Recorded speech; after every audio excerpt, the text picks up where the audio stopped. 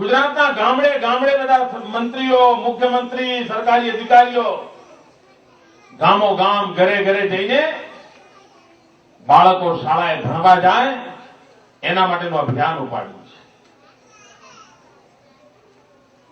માતાઓ બહેનો, ગરીબી સામે લડવું હશે ને તો એક જ હથિયાર કામ આવવાનું છે.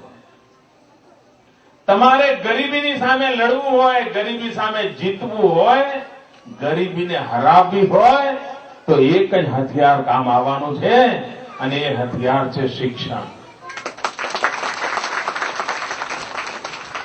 શિક્ષણ હશે તો તમે કારમામાં કારમી ગરીબીની સામે પણ વિજય પ્રાપ્ત કરી શકશો. તમારે અંધશ્રદ્ધામાંથી નીકળવું હશે, અંધશ્રદ્ધામાંથી બહાર આવવું હશે તો પણ તમને અંધશ્રદ્ધામાંથી બહાર લાવવાની તાકાત અગર કોઈનામાં છે તો શિક્ષણમાં છે. અને તેથી ભાઈઓ બહેનો, આવું ઓજાર, આવું શસ્ત્ર હાથ મગું હોવું જોઈએ. ઘરમાં રૂપિયા પડ્યા હોય તો ચોર ચોરી જાય. નાનકડું ઝૂંપડું હોય, ભયંકર વાવાઝોડું હોય તો ઉડી જાય. 5-15 ઝાડ હોય સંપત્તિમાં અને જબરદસ્ત વાવાઝોડું આવે તો ઝાડ પડી જાય. ગમે તેવી વિકટમાં વિકટ આફત આવી હોય બધું લૂંટાઈ જાય. પણ એકમાત્ર શિક્ષણ એવું છે કે કોઈ લૂંટી ન શકે, કોઈ તમારી પાસેથી પડાવી ન દે. એ તમને ફરી કામમાં આવે. અને એટલા જ માટે હું આપના ગામમાં આવ્યો છું એક વિનંતી કરવા માટે કે બાળકોને ભણાવો. ઘણીવાર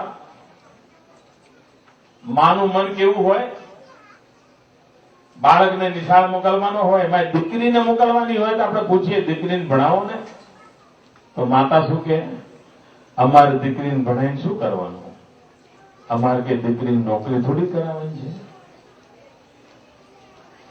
નોકરી માટે દીકરીને ભણાવવાનું નથી હોતું, જીવન જીવતા શીખવા માટે ભણવાનું. તમારા ગામમાં તમારે જોવું હોય તો જોજો કે જે ઘરમાં માં ભણેલી હશે, ભલે 4થું ચોપડી ભણેલી હોય, 5મું ચોપડી ભણેલી હોય, પણ જે ઘરમાં માં ભણેલી હશે ને એ ઘરમાં છોકરાઓનો ઉછેર જુદો હશે, એ ઘરનું વાતાવરણ જુદું હશે. અને જે ઘરમાં માં અભણ હશે ત્યાં આગળ બાળકોનો ઉછેર જુદો હશે. 4થું 5મું ભણેલી માં પણ પોતાના બાળકોનો ઉછેર જો જુદો કરી શકતી હોય તો શિક્ષણનું વાતાવરણ ઘરમાં લાવ્યા હોઈએ તો કેટલો બધો ફરક પડી શકે. અને એટલા માટે રાજ્યનો મુખ્યમંત્રી આપણે વિનંતી કરવા આવ્યો છે, આપના સંતાનોને ભણાવો. ઘણીવાર માને કહીએ કે દીકરીને ભણાવો તો એ શું કે, હવે દીકરીને ભણાવીને શું કરવી છે, અમારે તેને પારકા ઘેર મોકલી આપવાની છે, એને સાસરે મોકલવાની છે, અમારે ઘેર થોડી રહેવાની છે. દીકરી સાસરે જવાની છે એટલે ન ભણાવીએ તો ચાલે એવી કેવી માં હોય. તમે દીકરીને સાસરે મોકલવાની હોય તો ઘરમાં અડધો વીઘું જમીન વેચીને 2 તોલા સોનું લાવો. કેમ? દીકરીને સાસરે જતી વખતે સોનું આપવું છે. તમે દીકરી સાસરે જવાની હોય તો એની માં 5 વર્ષ પહેલા કપડા ભેગા કરે કે દીકરીને સાસરે મોકલીએ તો 5-15 જોડ કપડા આપીએ. તમે દીકરીને સાસરે મોકલવાની હોય તો રૂપિયો બચત કરીને દીકરીને આપવા માટે સાધન બતાવો. દીકરીને સાસરે મોકલતી વખતે રૂપિયા આપો, કપડા આપો, સોનું આપો, ચાંદી આપો, ઘરેણા આપો, બધું આપો, પણ દીકરીને શિક્ષણ ના આપો અને ભણ્યા વગરની દીકરી આપો તો તમને પાપ લાગે, પાપ. આપણે ત્યાં કન્યાદાન કરીએ તો પુણ્ય મળે એમ કહે છે ને, કન્યાદાન કરો એ પુણ્ય મળે એમ કહે છે ને, પણ કન્યાદાન એમ કરો ને તો કોઈથી પુણ્ય ન મળે. કન્યાદાન ત્યારે જ પુણ્ય મળે કે પહેલા કન્યાને વિદ્યાદાન કર્યું હોય. જે કન્યાનું વિદ્યાદાન થયું હોય એ કન્યા તમે આપો તો જ પુણ્ય મળે. બાકી તમે અભણ દીકરી કોકને દેશો તો પાપમાં પડવાના છો. અને એટલા માટે હું કહેવા આવ્યો કે દીકરીને ભણાવીએ. અને મહાત્મા ગાંધી કહેતા હતા કે એક છોકરો મળે ને તો એક કુટુંબને લાભ થાય, એક વ્યક્તિને લાભ થાય. પરંતુ જો એક દીકરી ભણે તો બે કુટુંબને લાભ થાય.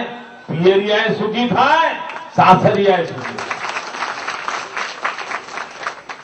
અને તેથી ભાઈઓ બહેનો, હું આ ગામમાં સંતાનોને ભણાવવા માટે વિનંતી કરવા આવ્યો છું.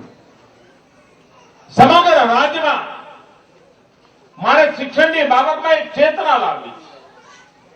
શિક્ષકો હોય, આંગણવાડીના કાર્યકર્તા હોય, સરકારના શિક્ષણ વિભાગના અધિકારીઓ હોય, આપણે બધા મળીને આ સ્થિતિ પલટવી છે.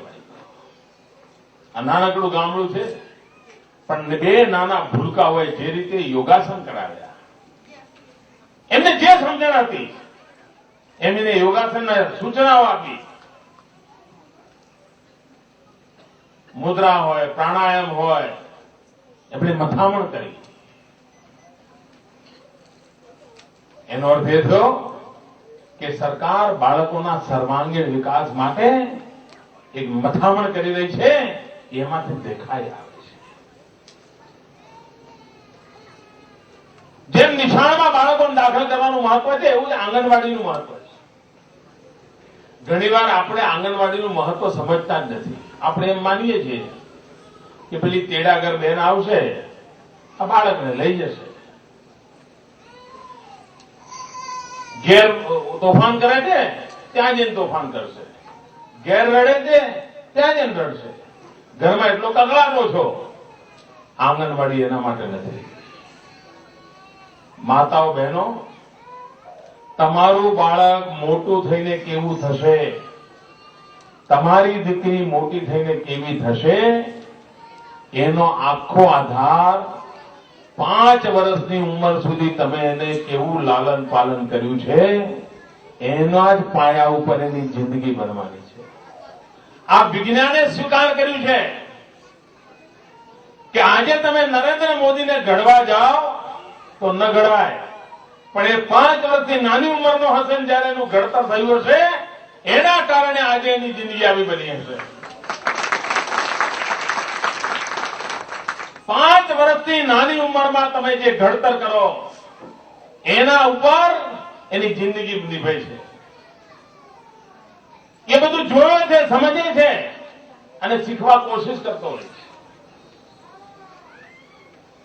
એને રંગની સમજ પડે છે, એને કાકાનો અવાજ કયો છે ખબર પડે, માનો અવાજ કયો છે ખબર પડે, માસીનો અવાજ કયો છે ખબર પડે, કોની સામે જોવું છે કોની સામે નથી જોવું એને ઘોડિયામાં હોય ખબર પડી જાય છે. એનો અર્થ કે આ જ ઉંમર છે એની સમજવાની તાકાત વિકસતી હોય છે. એ વખતે આંગણવાડીમાં એને સારા સંસ્કાર મળે, એને હસવા, ખેલવાનો, રમવાનો, ઉછળવાનો મોકો મળે અને તો જ એની જિંદગીનો પાયો મજબૂત બને. એ મથામણ આ સરકારે ઉપાડી છે.